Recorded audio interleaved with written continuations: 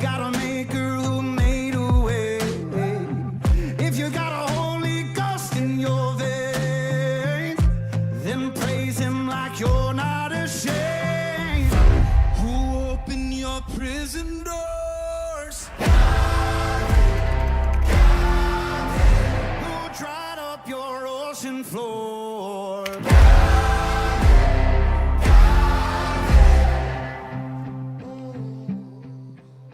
Pode aplaudir Jesus aí, irmãos? Qual o motivo de fazermos uma série Deus, o Transformador de Histórias? Eu sempre que trago uma série, eu coloco uma problemática primeiro. Qual o problema que estamos vivendo hoje? Estatísticas apontam um crescimento de evangélicos. Quem está percebendo isso aí? E isso no Brasil está muito forte. De acordo com o IBGE e outras pesquisas, a população evangélica tem apresentado um crescimento constante. Pastor, o senhor disse que era um problema. O problema é que o crescimento veio e ao mesmo tempo estão confundindo em crescimento com engordamento. Estão confundindo o que é crescer no espírito e vivenciar ou desenvolver uma obra que aparentemente é do espírito, mas nem sempre é. Então há uma confusão hoje de que igrejas lotadas, estádios cheios, tudo grande, Deus está lá. Deus está se movendo em tudo. Cuidado com isso. Deus, Ele é muito e muito superior a um estádio cheio. A igreja de Cristo, ela é muito superior a um estádio cheio. E eu vou mostrar isso para você. O pastor é contra estádio? Claro que não. Eu sou fã do Billy Graham, amava o Billy Graham, pregava nos estádios. Nós fizemos já 3 cultos no estádio. Então está tudo certo. A questão é a motivação da igreja. Então muitas vezes nós estamos olhando para o crescimento e estamos ficando míopes. Porque se está cheio, Deus está. Se está vazio, Deus não está. Se está tudo bem, Deus está. Se não está bem, Deus também não está. Nós vamos fazendo isso.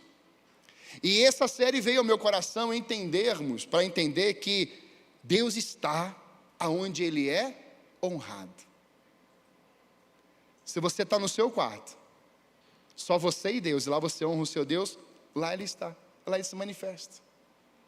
Então, nesse período do mês de agosto, são 10 cultos, nós vamos trabalhar isso. Essa mentalidade sendo mudada na igreja.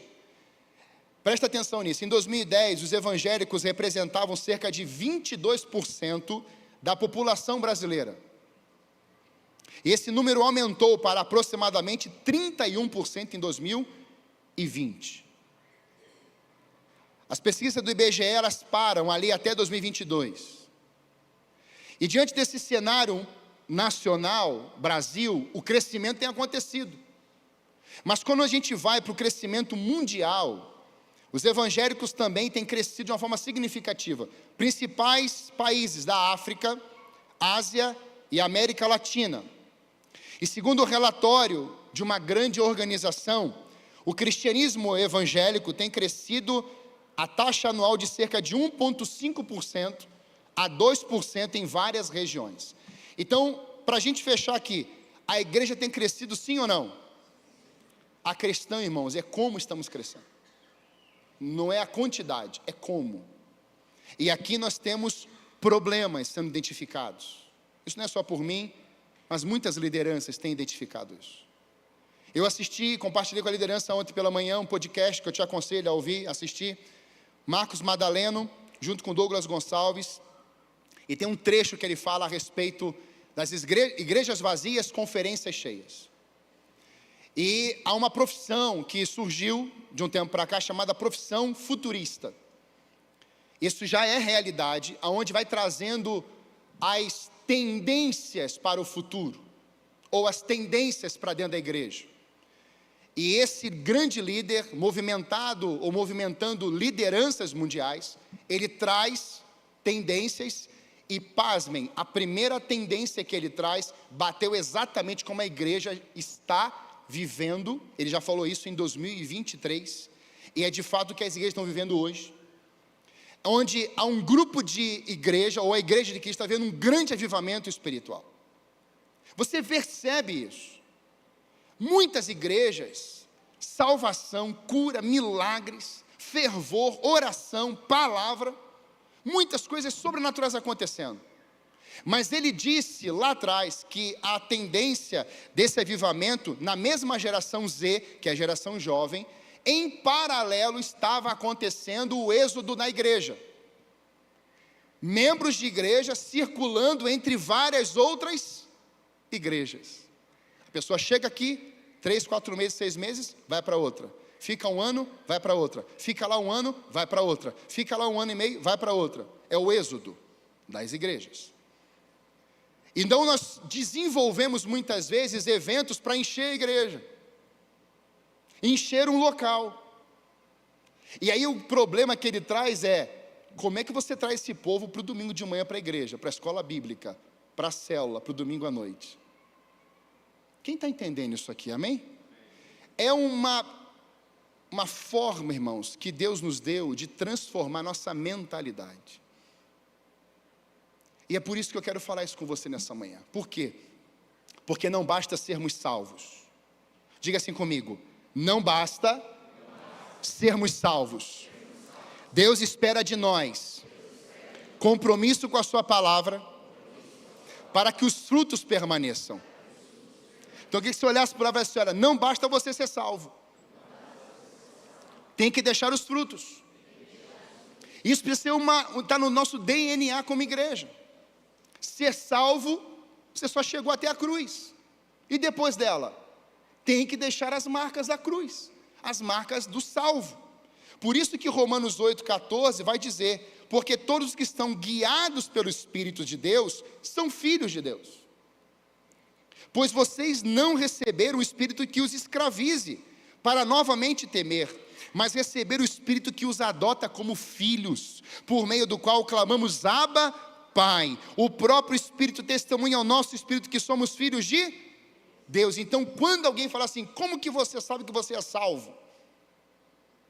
Eu sou salvo porque o Espírito Santo testifica, falou aqui no meu espírito que eu sou. E depois vem as evidências dessa salvação. Quantos aqui, irmãos, querem revelar nos próximos dias, meses e anos, um salvo com compromisso com a palavra de Deus? Dá um glória bem alto aí. Nós podemos fazer isso. Vermos o Deus que transforma a minha vida, carregarmos isso e por onde andarmos, isso respingar na vida das pessoas. E Deus quer fazer isso também nesse bairro aqui em Santa Felicidade. Deus quer fazer isso lá na sua residência. Deus quer fazer isso lá onde você mora. Deus quer fazer isso lá onde você trabalha. Deus quer usar a sua vida como canal de transformação. Por isso, primeira palavra que eu quero trazer é essa transformação que tem que acontecer de dentro para fora. Nós queremos fazer as coisas, mas Deus quer, primeira coisa, transformar aqui dentro. É o seu interior, é o meu interior. Por isso que Paulo vai falar isso agora lá aos Efésios. Não se embriaguem com o vinho, que leva à libertinagem, mas sejam cheios com o Espírito Santo, falando uns aos outros com salmos, hinos e cânticos espirituais, cantando e louvando ao Senhor de coração, sempre dando graças a Deus Pai por todas as coisas, em nome do nosso Senhor Jesus Cristo.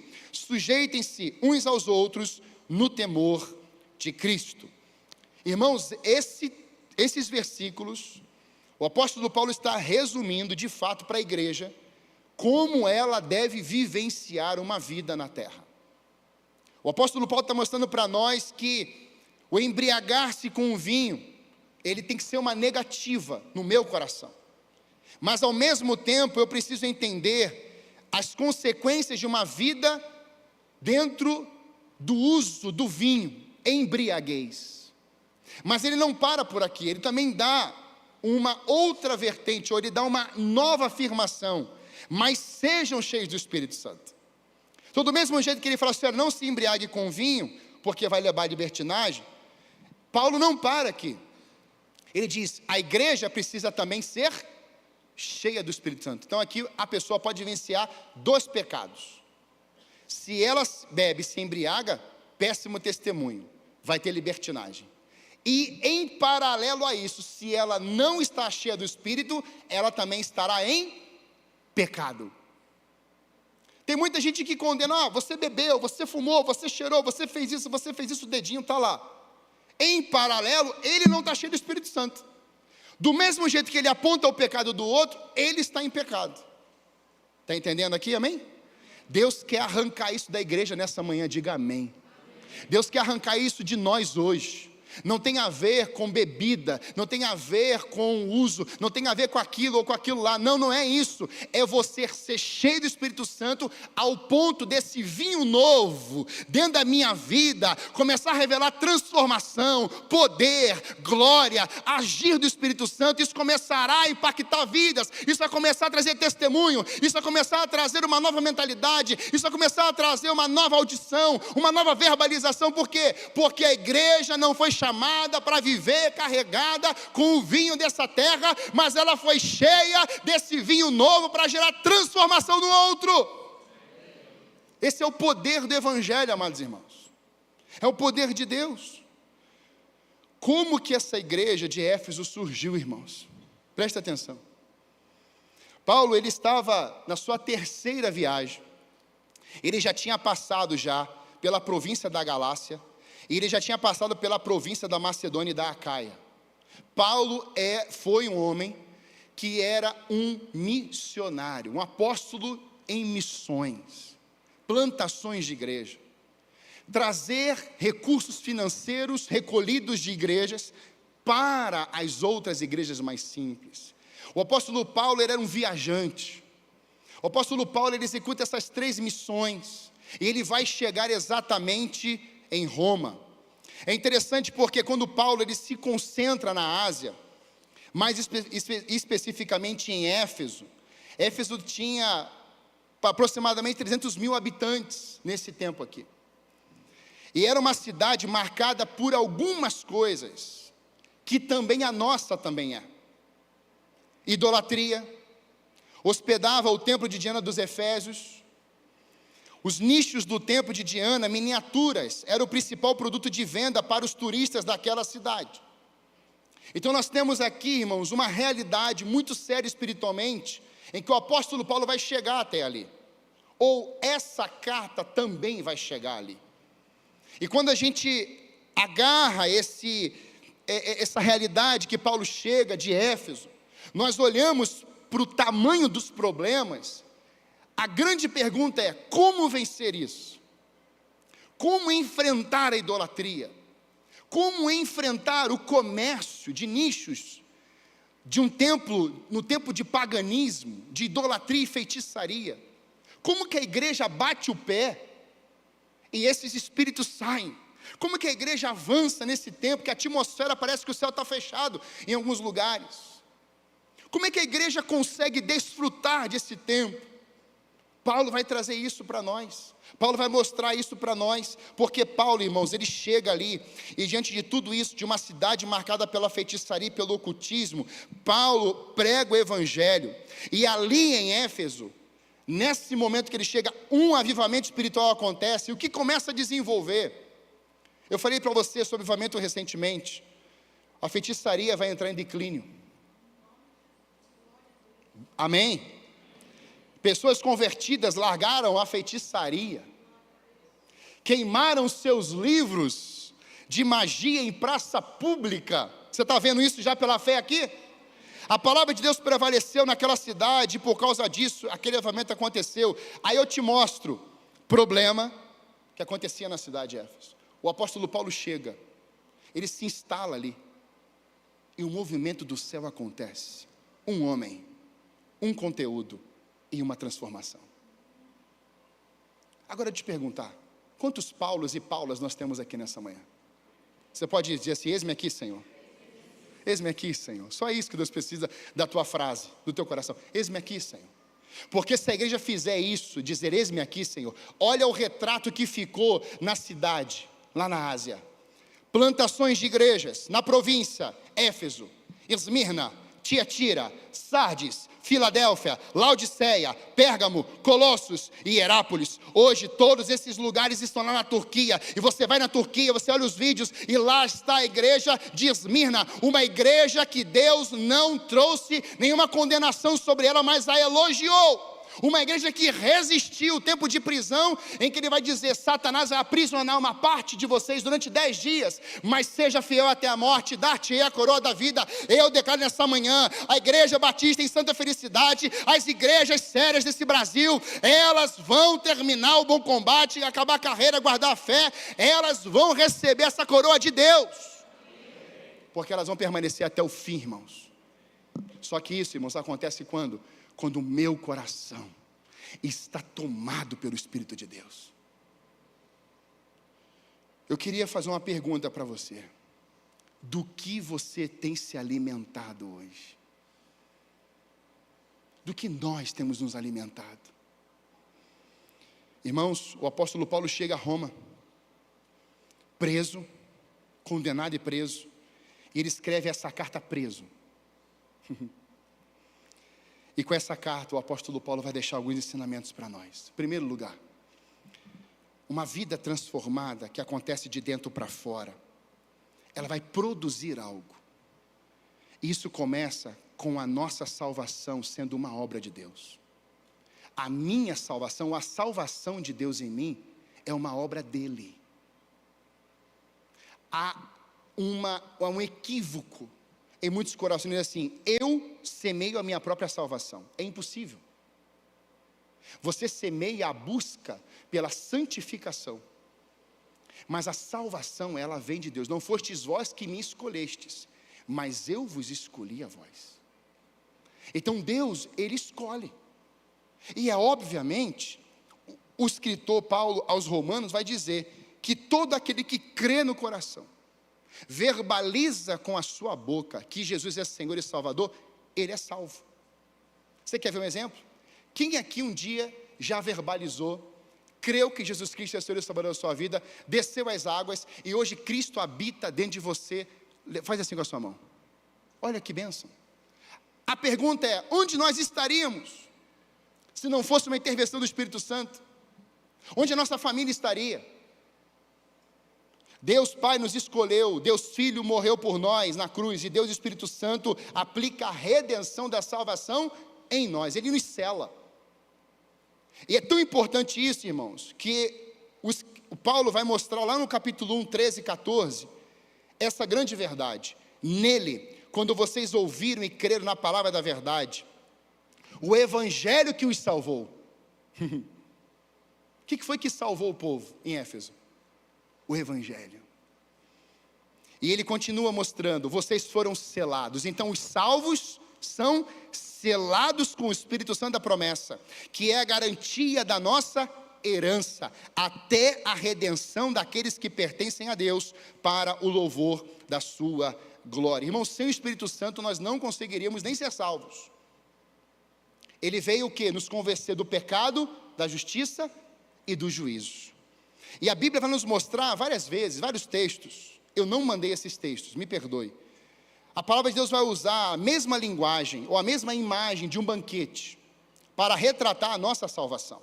Então a salvação configura agora com uma mesa, com vários alimentos. É um banquete para nós. A salvação, ela é um banquete do céu para os perdidos. E depois de achados, a mesa continua posta, continua com os elementos. Olha o que o profeta Isaías 25, 6, 9 vai dizer. Neste monte, o Senhor dos exércitos preparará um farto banquete para todos os povos, um banquete de vinho envelhecido, com carnes suculentas e o melhor vinho.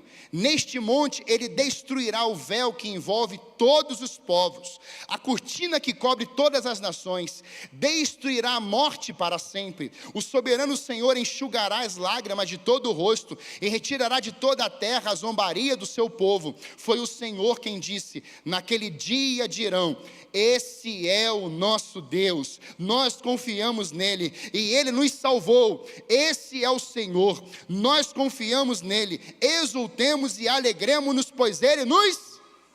Você, de frente para o banquete, tem uma palavra certa para o seu coração: a salvação é um banquete de Deus para nós.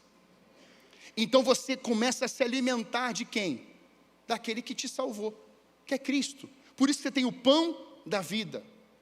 Dentro de vai fluir o quê? Rios de águas vivas. Veja, isso é alimento. O vinho novo, que é o quê? O simbolismo da alegria. Então, quem quer experimentar alegria e não mais lamento, teve que buscar da fonte, que foi o Espírito Santo. Quem quer experimentar crescimento, tem que andar com aquele que é o quê? O que dá o crescimento. Quem quer ser maduro, tem que andar com o filho mais maduro. Quem é o filho mais maduro de Deus? Diga: Jesus Cristo. O filho maduro renunciou à sua vida para dar a sua vida em resgate de muitos. Isso é ser um filho maduro, porque não se alimentou da terra. Aliás, ele já tinha uma verbalização clara: a minha comida, a minha bebida é fazer a vontade do meu Pai. Os salvos, amados irmãos, não fazem mais as suas vontades. Os salvos vão fazer a vontade daquele que ofereceu o maior alimento do céu sobre uma mesa. Se é pão da vida, eu tenho que repartir o pão com o próximo. Se é água, eu vou lançar as águas. Se é alegria, eu vou compartilhar da minha alegria. Se é adoração, eu vou compartilhar dessa minha adoração. Mas não para. A parábola das bodas, Mateus 22, de 1 a 3, olha isso. Jesus lhe falou novamente por parábola, dizendo: o reino dos céus é como o rei que preparou um banquete de casamento para seu filho. Enviou seus servos aos que tinham sido convidados para o banquete, disse-lhes que viessem, mas eles não quiseram vir. O banquete estava preparado, mas muitos não quiseram. Quem aqui já convidou alguém e a pessoa nunca quis pisar aqui na igreja? Mas o banquete não está pronto? Só que se um dia ela pisar aqui e ela experimentar desse alimento que se chama Jesus Cristo, ela nunca mais vai ter nem fome e nem sede espiritual. Sabe, as bodas do Cordeiro em Apocalipse 19, de 7 a 9, nos concretiza isso aqui. Olha as bodas do Cordeiro.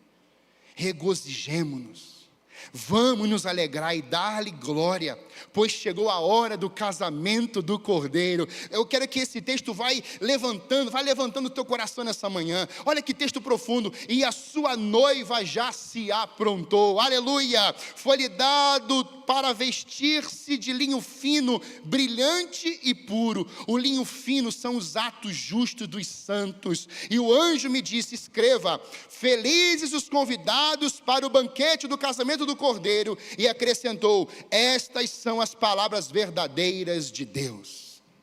A salvação em Jesus, irmãos, é um banquete. Agora deixa eu te falar o contraponto disso. Quem não se alimenta de Jesus poderá comer comida de porcos. O filho pródigo sai da casa do pai, deixa banquete, deixa a presença de Deus, deixa a família, e em pouco tempo o dinheiro acaba. Ele estava comendo as bolotas dos porcos. Isso é sério, porque Deus tem uma fartura, Deus tem um alimento saudável, mas tem um povo, irmãos, optando pelas comidas dos porcos. E sabe qual é o pior de tudo isso? O pior de tudo isso, irmãos, é que muitos não estão se vendo. Mas Deus quer fazer esse processo de transformação, irmãos, e arrancando a comida velha. Quem está entendendo isso? Instalando a comida nova, aleluia. Sabe, irmãos, isso mexe comigo, por quê? Porque quando o filho pródigo volta para casa, o pai abraça, o pai beija, e o pai começa a tirar aqueles servos que estavam lá dentro. Venham servos, da roupa nova. Onde é que estava, irmãos? Com quem estavam os elementos da casa, irmãos? Os servos, a igreja. Traga uma roupa, traga uma sandália, traga o bezerro, coloque a mesa. Esse meu filho estava morto, mas voltou à vida, estava perdido e foi achado. Vamos partir o pão, faça um churrasco, vamos alimentar esse menino, ele precisa de um alimento. Quando um perdido chega nessa casa, não aponte o dedo. Quando você é líder, você é liderado, você é uma pessoa que é influente, não aponte o dedo. Prepare um banquete e encha essa pessoa de honra, de graça, de alimento, de glória de Deus, porque quando ela comer, ela vai parar de falar o que ela falava, vai começar a falar o que você está oferecendo, que é o alimento do céu. Como é que a gente muda o Brasil? Alimento do céu. Como é que a gente muda uma nação? Alimento do céu. Como é que a gente muda uma casa? Alimento do céu. Como é que a gente muda uma pessoa? Alimentos celestiais, amada igreja. Eu já contei aqui, menina de 14 anos no meu gabinete não conseguia ler a Bíblia. Ela não falava. Terceiro atendimento também não abria a boca. Eu já estava desistindo. Eu disse, Senhor, hoje é a última vez que eu atendo essa menina. Se essa menina não falar, eu desisto. Eu vou botar outro pastor para atendê-la. A menina chegou no meu gabinete. Pode sentar aqui, minha filha. Sentou. 14 anos. Quando eu ia falar, Deus falou assim, abra Salmo 18. Aí eu abri a Bíblia, Salmo 18, um salmo de libertação. Leia, minha filha.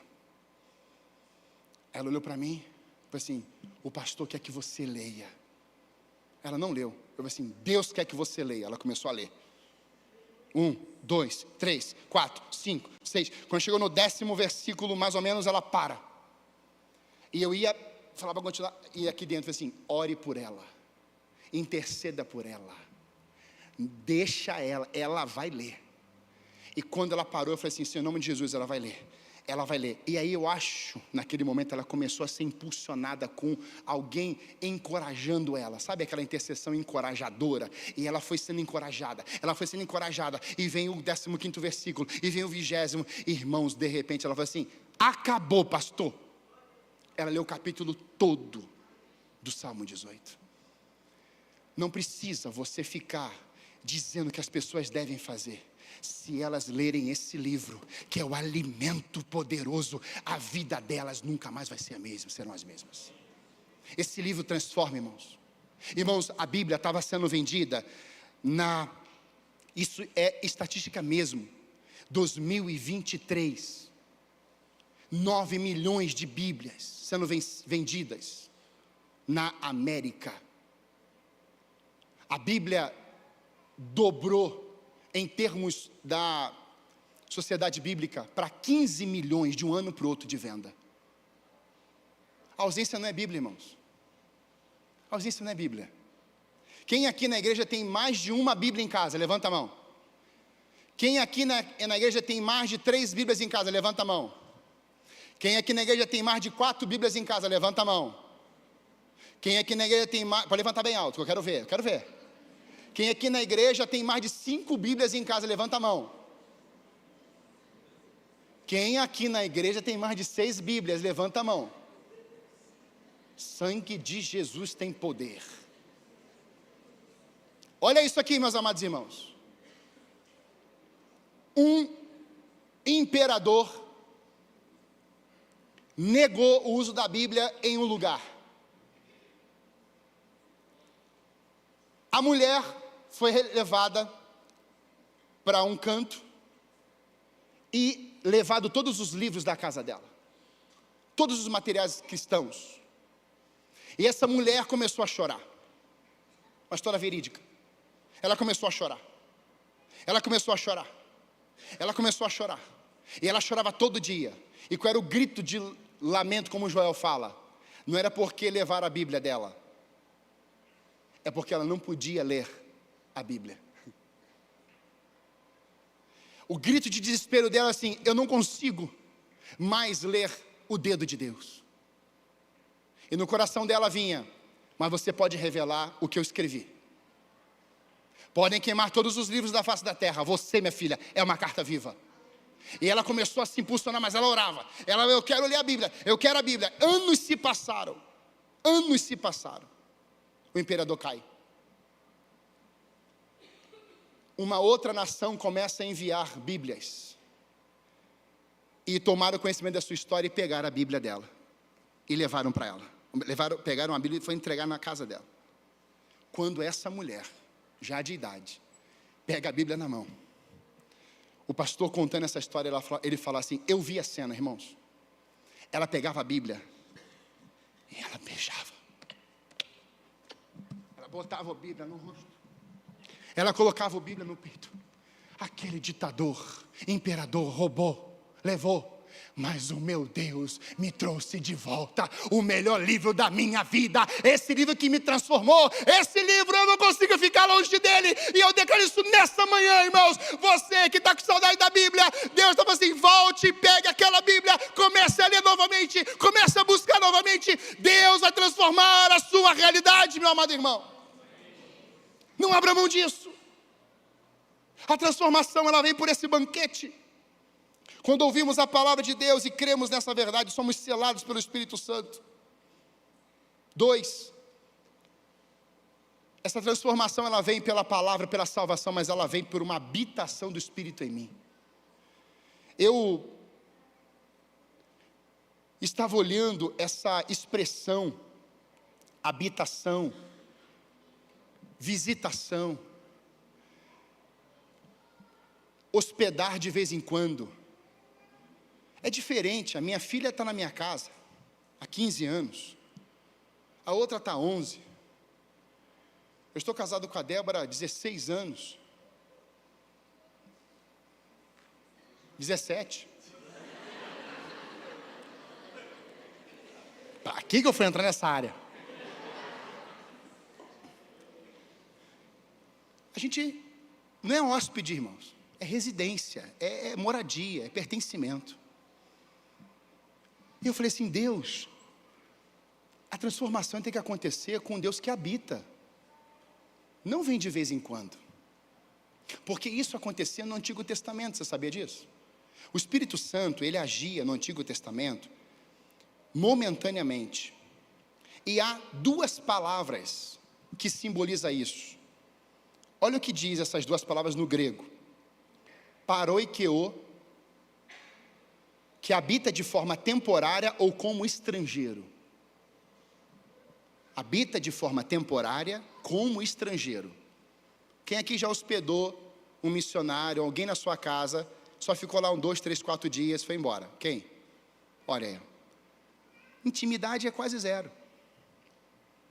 Agora, se a pessoa reside lá, se ela mora lá, você conhece o coração dela, ela conhece o seu coração, conhece tudo. E é interessante porque quem habita de forma temporária ou como estrangeiro, entra, sai. Davi vai gritar para Deus, não aparta de mim o teu espírito. Saul, quando ele é ungido, o espírito vai se apossar dele. E depois, o espírito saía dele.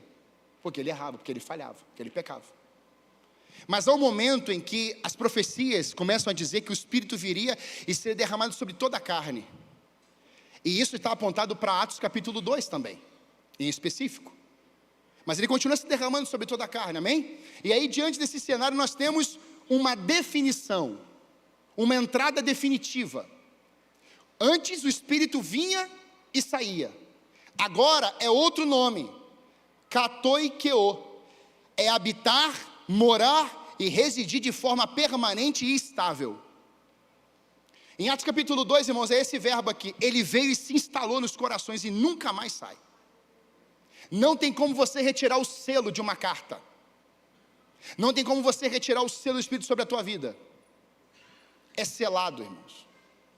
Tem destino, tem missão, carrega propósito. Então, diante dessa diferença, nós temos uma grande transformação de Deus em nós, porque Ele não sai dentro de nós, Ele está mexendo aqui, ó. Ele está transformando, Ele está arrancando o velho, Ele está colocando o novo, Ele está mexendo, e é dentro, e Paulo está falando isso, é dentro.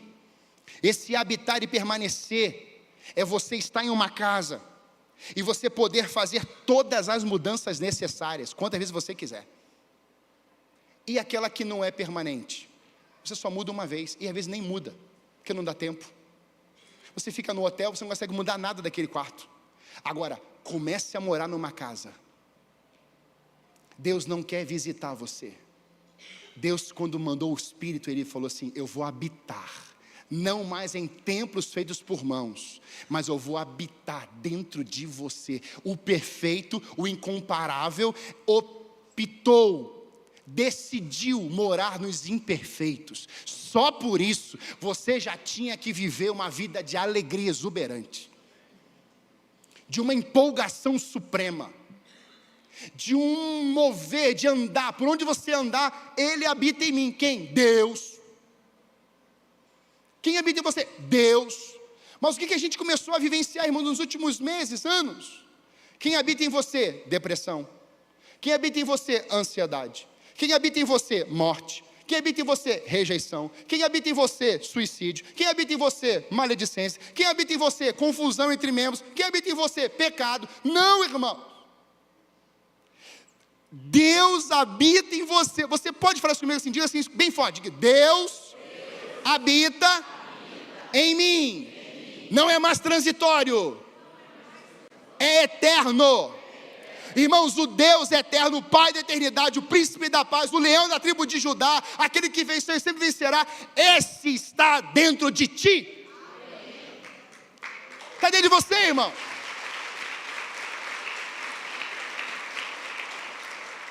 Uma vida cheia do Espírito Santo revela plena entrega de todas as chaves da sua vida e coração para o Senhor Jesus. Não permita que o seu interior fique uma parte sem o preenchimento do Espírito Santo. Paulo dava assim: ó, você tem que ser cheio do Espírito. É a habitação de Deus. Irmãos, nós estávamos na reunião da liderança aqui ontem. E eu confesso que até agora eu estou sem entender nada.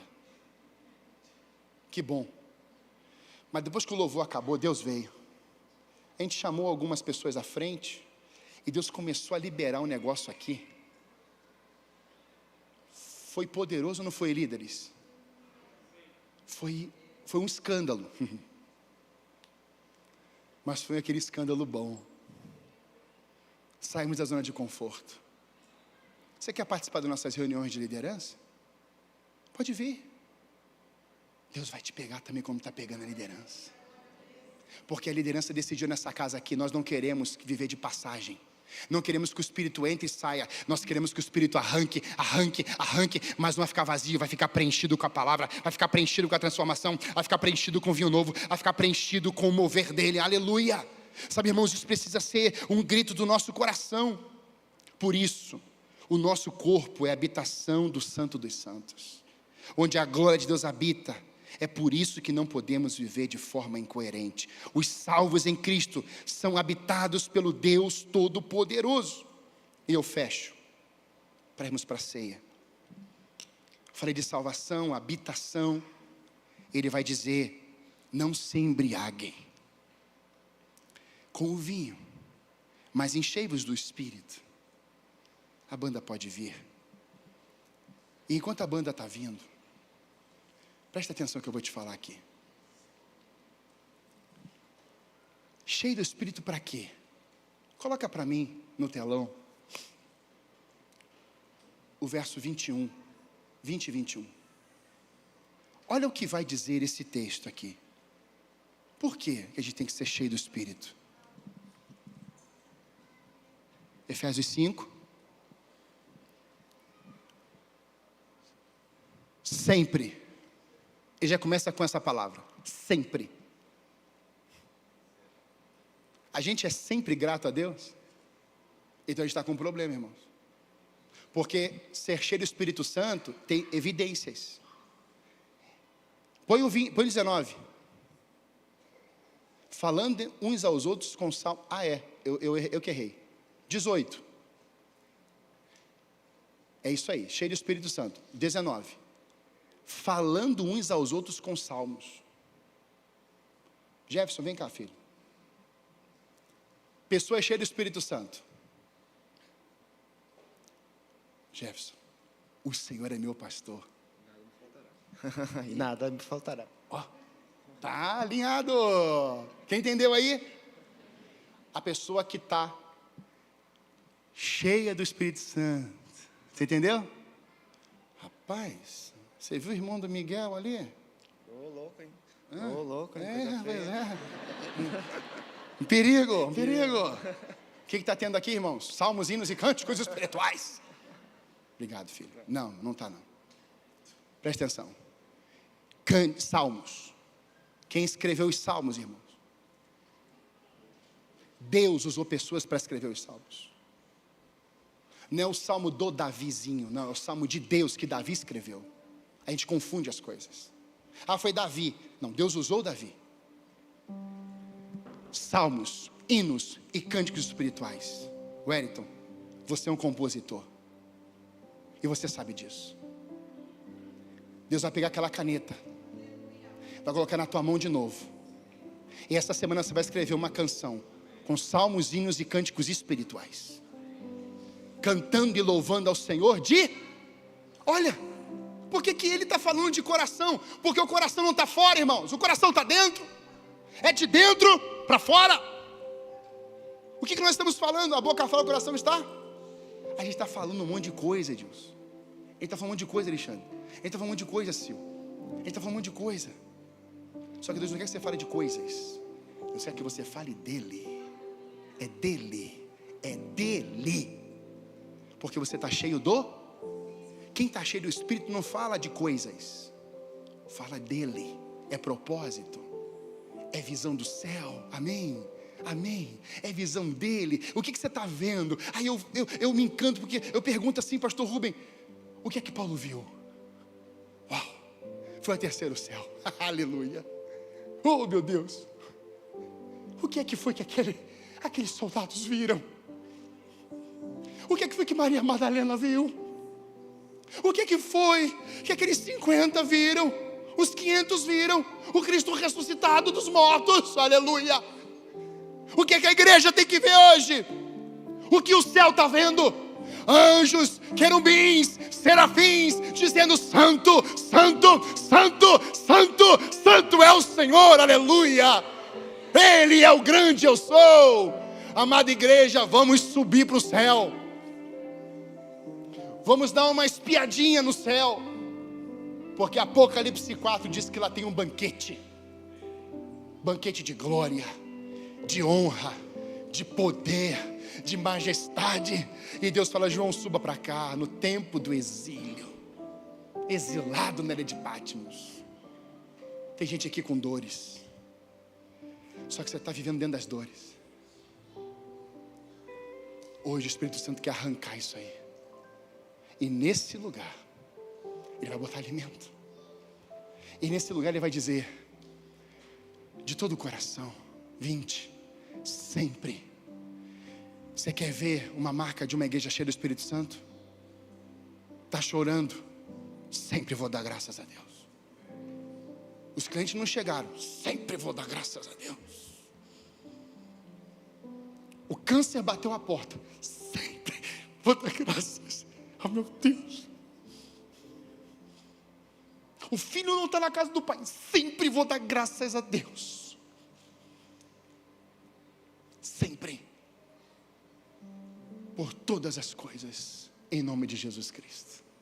Você não dá graças a Deus porque você é abençoado, que você tem coisa boa lá na tua casa. Você agradece a Deus porque você é abençoado em nome de Jesus. E eu fecho.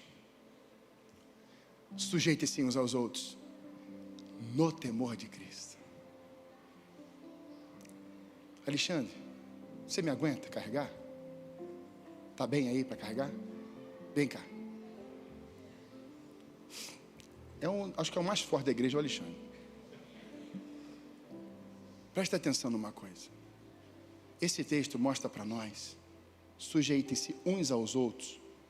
Mas não é só dizer assim, ó, vamos sujeitar a você e... Sabe o que tem entre nós? Temor a Deus. Não fique se sujeitando aos outros sem temor a Deus. E te esquece desse temor. É botar Deus acima de todas as... Você não está se sujeitando a Ele. Você está se sujeitando a Deus primeiramente. Então eu decido confiar no Alexandre.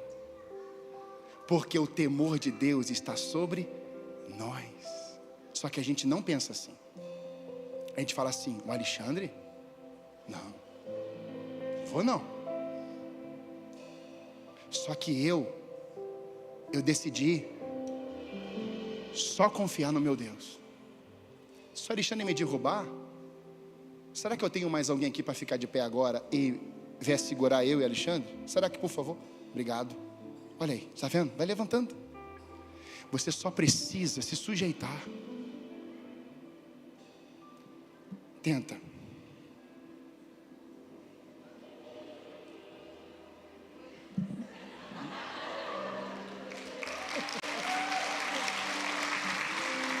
Tá bom. Eu não vou nem me arriscar a carregar o Alexandre. Obrigado. Ele é casado com a Sil. Você acha que a Sil vai conseguir carregar o Alexandre? Não vai, irmão. Mas se a Sil se juntar com todas as mulheres do quinta delas,